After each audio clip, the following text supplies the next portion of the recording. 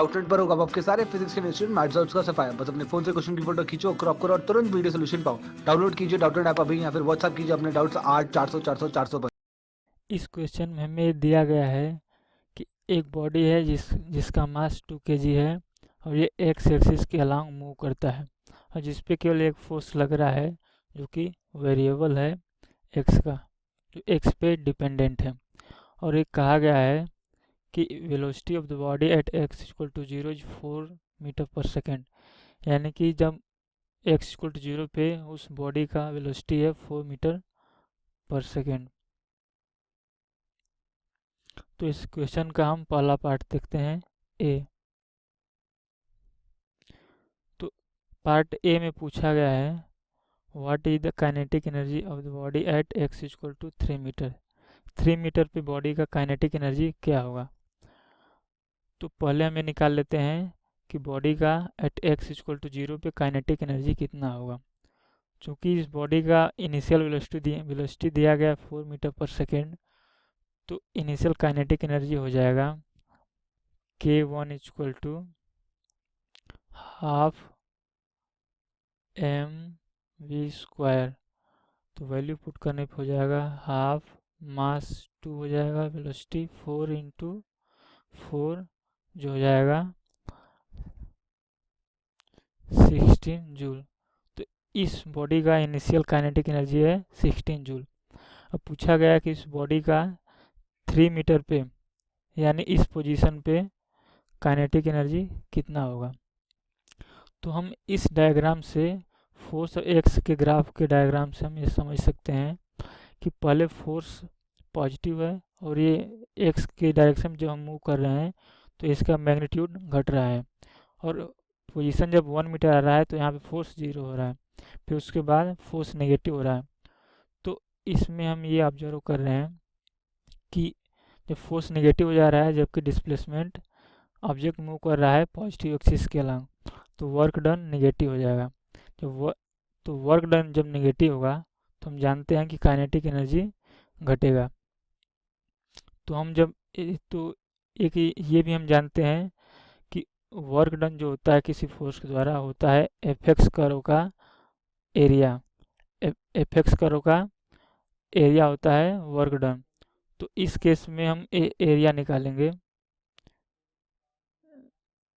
ये एरिया और ये एरिया, तो हो जाएगा work done by the force. तो work done from 0 to 3, position 0 to 3, ये कितना हो जाएगा, एरिया हो जाएगा। तो एरिया हम इसका कैलकुलेट कर लेंगे। पहले इस ट्रायंगल का कैलकुलेट करते हैं, फिर इस ट्रायंगल का और फिर इस रेक्टेंगल का। तो ये हो जाएगा half half x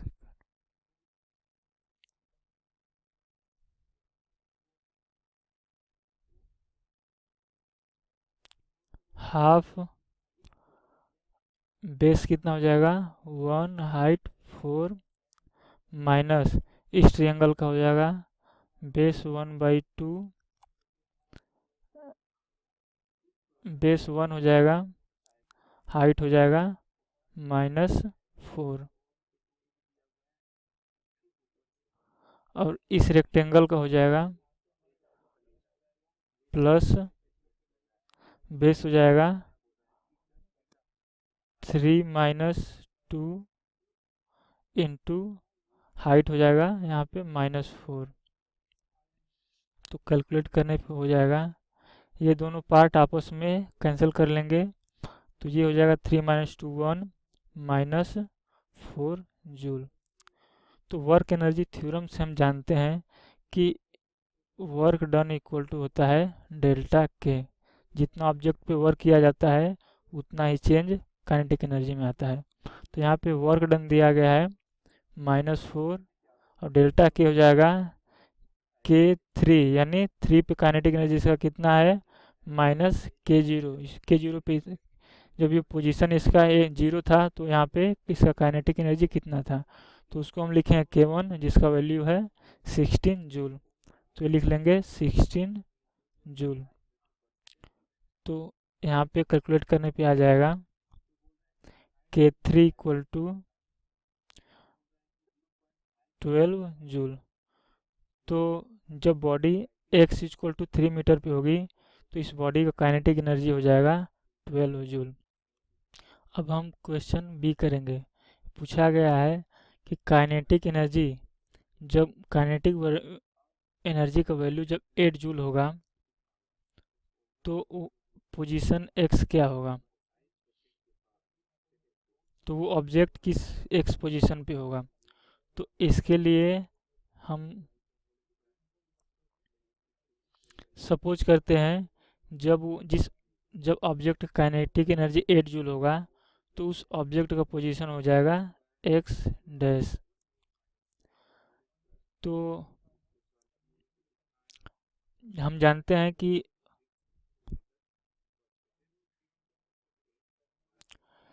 work done by force होता है एरिया अंडर एफएक्स कर्व।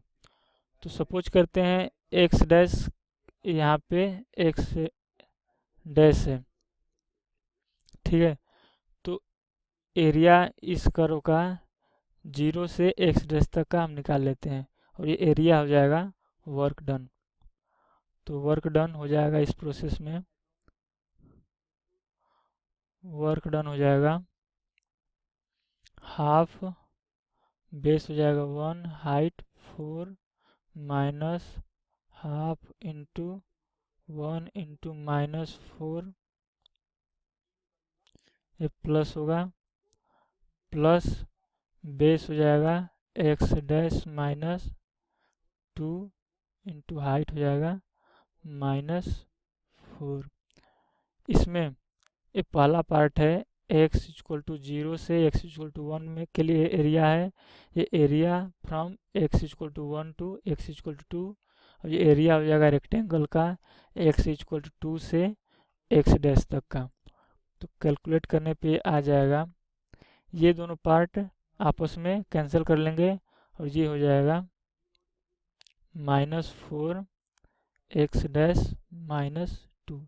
ये हो गया वर्क डन। हम जानते हैं वर्क एनर्जी थ्योरम से कि work done equal to delta K, change in kinetic energy work done होता है। तो यहाँ पे वैल्यू पुट कर लेते हैं। अब सपोज करते हैं कि K X dash work done equal to K X dash minus K 1। यहाँ पे के एक्स डैश है वो काइनेटिक एनर्जी बॉडी का है जो जब वह एक्स डैश पोजीशन पे है, माइनस के 1 जबकि के 1 है जब एक्स इक्वल टू 0 पे उसका काइनेटिक एनर्जी कितना था। तो हमें यहाँ पे दिया गया है के एक्स डैश 8 जूल है, तो वैल्यू पुट करने पर हो जाएगा 8 जूल माइनस 16 जूल जो इनिशियल एनर्जी था।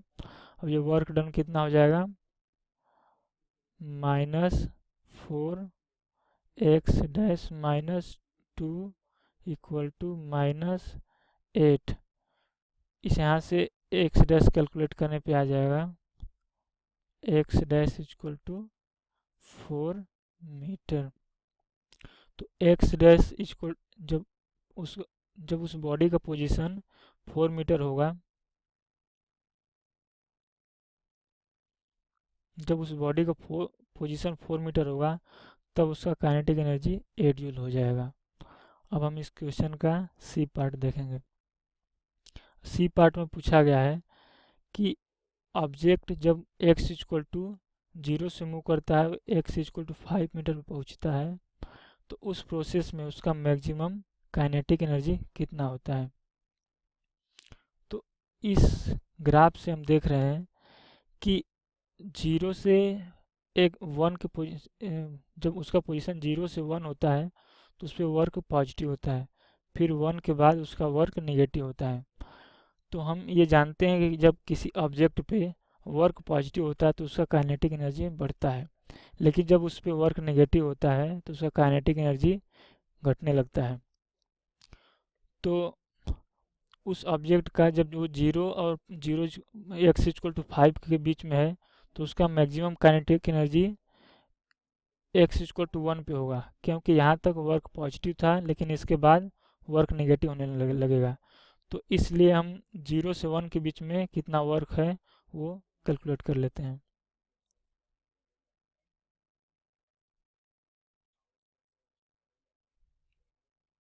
सी, तो वर्क डन हो जाएगा 0 to 1 में हो जाएगा half base 1 into height 4 which is equal to 2 joule.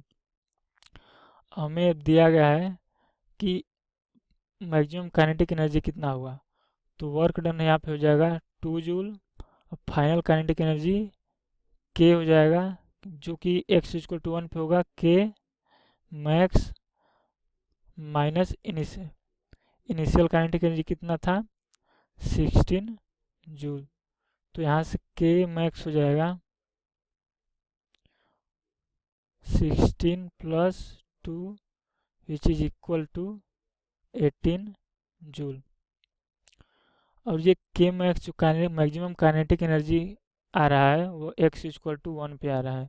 तो इस तरह हमने कैलकुलेट किया मैक्सिमम काइनेटिक एनर्जी उस बॉडी का 18 जूल होगा।